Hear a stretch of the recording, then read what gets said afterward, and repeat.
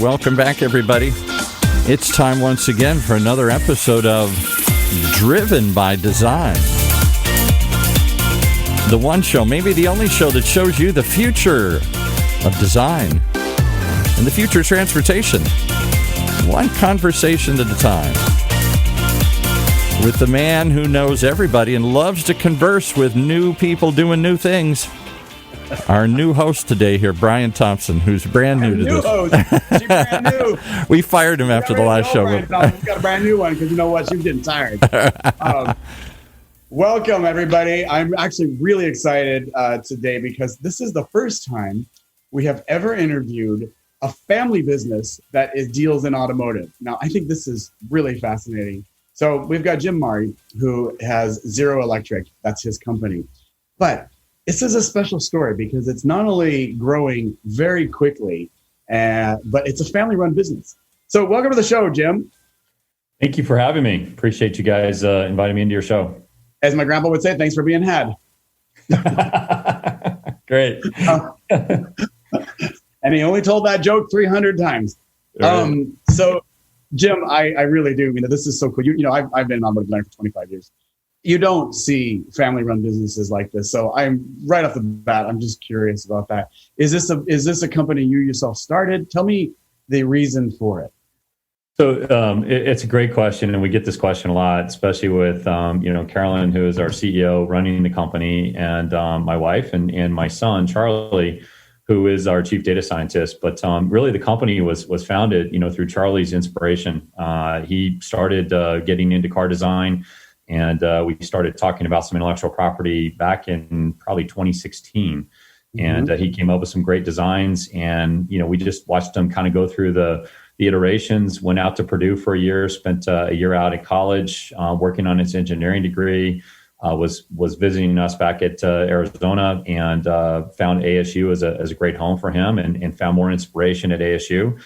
And all of a sudden, he was writing a patent, and he was actually getting a patent through ASU that they found to be quite important to them. And then all of a sudden, we started looking at different patents that we can start applying for, and we started applying for these patents. And we found ourselves right in the middle of a conversation about let's go build a company. And we had an opportunity to work with an EV. We own a Tesla and operated a Tesla for the past several years.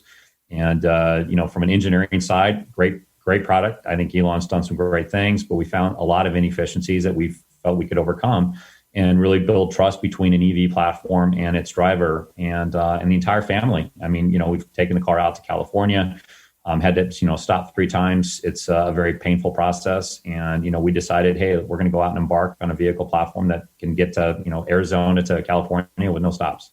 Yeah. So a lot to unpack here. This is fascinating. So the essence of the company, then, if I understand it correctly, your aspiration is to be an OEM, an original equipment manufacturer, meaning a car company. So, because a lot of companies that start up, they'll do something like the technology or the AI or a platform, and then they'll lease that out. But you guys are going full tilt boogie, right? You have design. You're creating fully turnkey vehicles is the goal, right? So our goal is really twofold. One is we have a conversion kit because we recognize the value of EV and NOx compliance and regulatory challenges to really get ourselves more emission sustainable. Right? We have to understand our sustainability objectives. I think from local to enterprise to state and federal government. So we're working with our commercial customers now to really get them into more of a sustainability model through our conversion kit, so we can take an ICE vehicle and turn that into electric. We do have our overall mission statement, though, is to build a complete platform, meaning that we're going to have a full vehicle platform that we can bring to market that really is focused around sustainability and working through our technology platform, bringing a 600-mile vehicle to our customer, letting them drive the vehicle and feel confident when they drive it from here to grandma's house. They don't have to stop 3 times. When you go pull into a charge station, you can actually charge within 30 minutes rather than an hour and a half. So we want to take a lot of that anxiety and fear out of owning an EV and bring them into a more comfortable, trustworthy space as they would driving their ICE vehicle today. Yeah, and just for our viewers to understand, so the anxiety that you're talking about is range anxiety. Exactly. Yeah, exactly. Avoid an electric car because they're afraid they're not going to be able to get to where they need to go. So, Right. on your website, you have 3 vehicles on your homepage. 2, I would call them like hatchbacks, and then I suppose it's a Sprinter van that's been converted.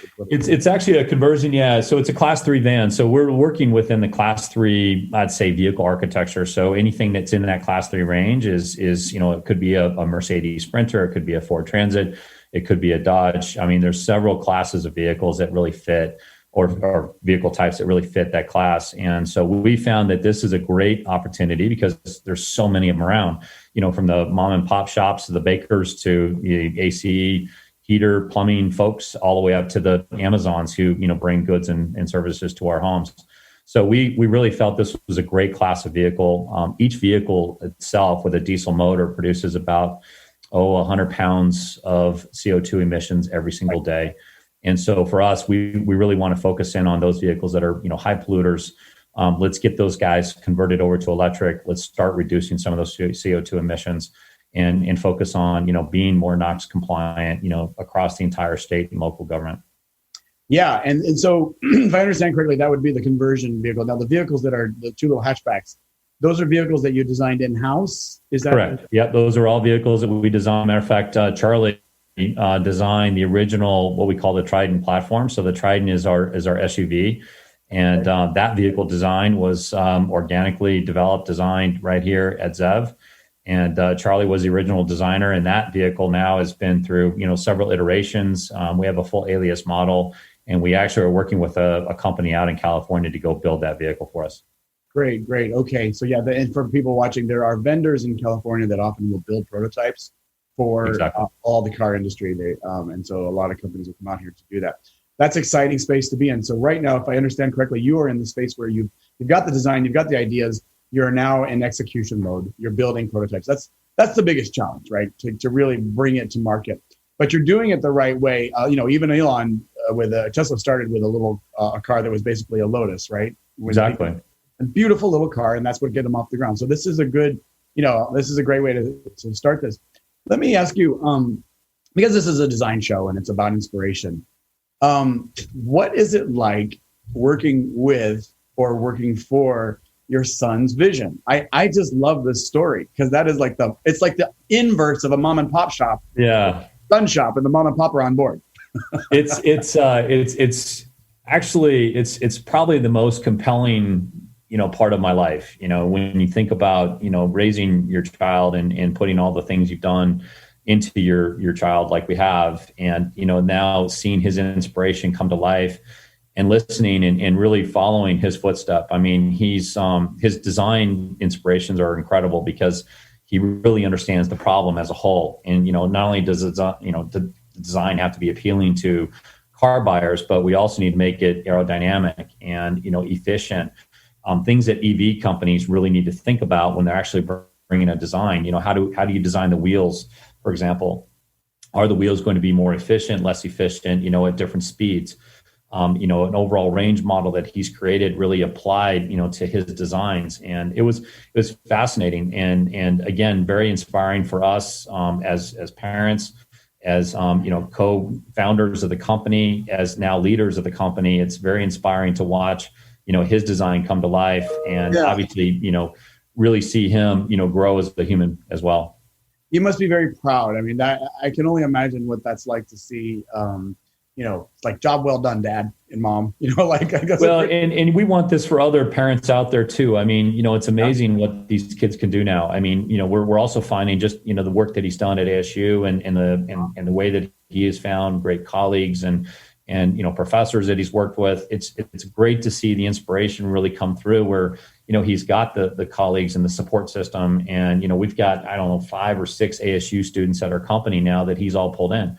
So you can just see the camaraderie and bringing that experience and bringing that inspiration back in, really provides a great service to these young kids too. These young minds are the future. They're progressive. They're thinking outside the box. Arizona State is a great school. A lot of people don't know that, especially for technology and design. I studied architecture at Arizona State for 2 years. And I remember it was a very different school than the rest of the school. Not that the other school was bad. It was just very proficient. And I think it carries that forward. So that's really great to see that it's doing well. So let's dive into some questions I would have about manufacturing. So, the questions I want to ask you about, like building the cars.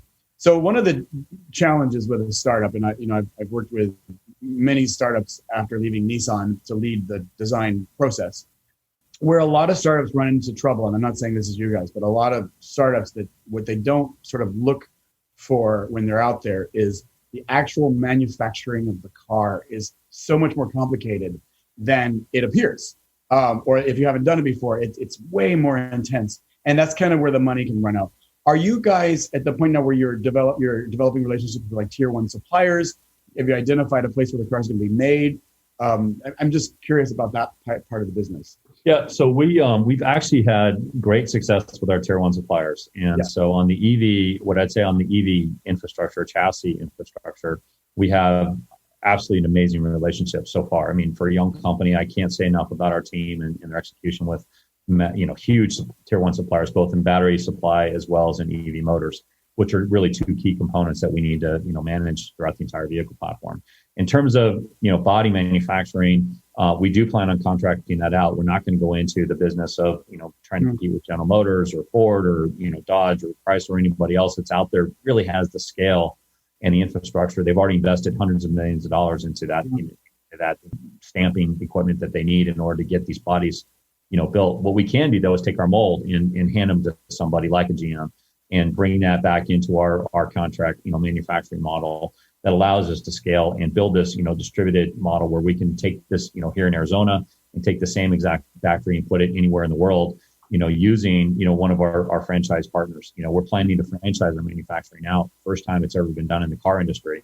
But it's a unique idea where we can use, a lot of the digital composition now that we have built into our cloud system and take this and use this with, other partners that we want to install a ZEV branded, manufacturing facility in, Saudi Arabia. If we want to go to Western Europe, we can go to Italy, Spain, and go other parts of the US and really start leveraging the strength and, a lot of the local, businesses, local labor pools, increasing the skill and obviously local cash as well, because you want to keep the cash local in those communities. Mm-hmm. Well, and I think that's the challenge. I think the type of manufacturing always depends on the numbers that you want to produce, but the aspirations of exactly how many. So, like, I led design at a little company that tests actually in Phoenix at Neuro, and that they a lot of their work will be done, of course, in China. The actual building of the car, is done by a car company. Right. It's a very smart way to do business. Whereas like a Zoox, Amazon's taxi, I led the design of that project too. It's more of a local, smaller manufacturer. There's a manufacturer in Phoenix there called Local Motors. I don't know if you're familiar with them, but they do very low run. Right? Yeah, really cool work they do. But then, so I love what you're saying, that you're sort of localizing it, is what it sounds like. Exactly. And by creating what we call micro manufacturing facilities, it's not our capital. It's really partner capital that we can actually put back into communities where we can localize the ZEV brand capabilities, ZEV brand vehicles, and deliver those vehicles local to those markets. Two things. One, I love the fact that we're bringing, uplifting the economics, within those local facilities. We've got local skill sets that we're pulling up. So we're going to continue to educate and see those skill sets grow. And we're putting capital back into those local communities, and we can service vehicles locally too. One of the bigger challenges that any EV company has, Tesla included, they rank the lowest on JD Power for service. Mm-hmm. He's the most powerful, car manufacturer in the world. And they're lowest. The reason he ranks the lowest is because he can't connect with those customers that buy in rural parts of the world. And, they suffer. They suffer, for 5-6 months before they see a body panel. We want to provide those services locally. Yeah, it's true. And there's different tastes and different, that's a huge thing. That's a huge nut to crack, so to speak. It is. It's a significant challenge. But again, the pandemic, we learned a lot through the pandemic. I mean, obviously it caught us by surprise. And we also found that having centralized supply chain hurts the entire, ecosystem. As we're still seeing. And the fact that we can democratize and really focus on how we can scale businesses, within the entire world, it gives us now a chance to deliver and continue distribution of vehicle products, supply chain, anything that we need to service those customers anywhere around the world. Yeah, that's a really compelling business model. I can see how you're finding niche ways to make it target. Exactly. So, and you couldn't do this 10 years ago. No. You didn't have the cloud capabilities, right? You've got AI, you've got ML, you've got edge services, you've got IoT now that is, fundamentally part of every business. We have, Industry 4.0. We have all these different services we can take advantage of that gives us the QC capabilities that we can, manage anywhere in the world. Oh yeah. My entire job has changed since the pandemic. I now have a virtual reality helmet here that I do all of my design work in. Whereas, before I was flying up to Silicon Valley on a private plane every other week, and it's like, wow, what a time savers that is, right? Like just to have time at home just to do it. So it's really an exciting time. So as we get near the end here, I really want to give you time, first of all, to tell people how to find you, which I'll do. But more importantly, put yourself 5 years in the future. It's a dream state. What's happening? What does it look like? What does that look like? Dream state, 5 years in the future. My goal right now in 5 years is that we're building a fantastic business. We have employed, 600 people here in Arizona. We've got a great democratized model where we've got, we're touching and delivering vehicles all over the globe. We're touching people's lives.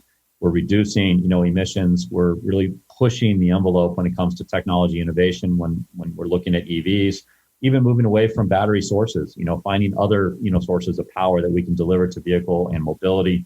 And again, I think our goal in life is to not only create great designs and embodiments of EVs, but really drive, the CO2 reductions that we want to all see. I mean, there's one thing I will say that I hope to see in 5 years is what we saw during the pandemic. When everybody was home, we could look across the valley, we look across California, anywhere you were sitting, you could see clear air. And the fact that we can actually touch and realize that is something that we want to embark on every single day here at ZEV. Clear the air, man. I love that. That's a great goal for them. That could be your business campaign, right? Yeah, clear the air. I mean, we never, it's something that you really take a moment, you almost pause for a moment when you're driving, when you're out there in the pandemic, time period, you're driving for a moment, you just see that mountain range, the San Bernardino. The first time. First time, right? Or, you're looking out to the ocean and you just see this incredible clear air. We saw it here in the Valley of Arizona. It was amazing. And once you taste it, once you touch it and feel it, you want it every single day. And the only way to do it is doing what we're doing. Doing what you guys are doing. Well, that said, how do people find you guys? Are you on social media or a website? What's the best? Yeah, we do have some social media. We're very quiet so far. We haven't been out really marketing heavy with our company, but we're an engineering company. Most of our company right now is 100% engineers. We do have some sales and marketing, but it's very small. But you can find us on the web, www.zeroevcorp.com. And you can definitely find us on LinkedIn. We're very busy on LinkedIn. You can find us on, I think we do have a Twitter page as well as a Facebook page. So please check us out.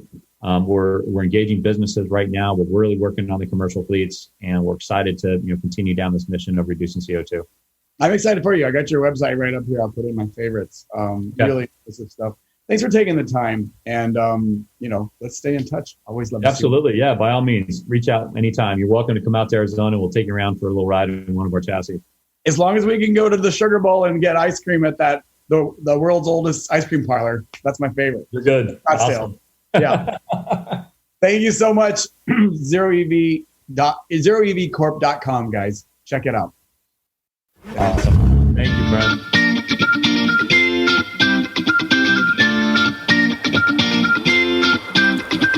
And there you have it. Another great reason why you got to tune in each and every week to Driven by Design, right here in Orange County's only community radio station, OC Talk Radio.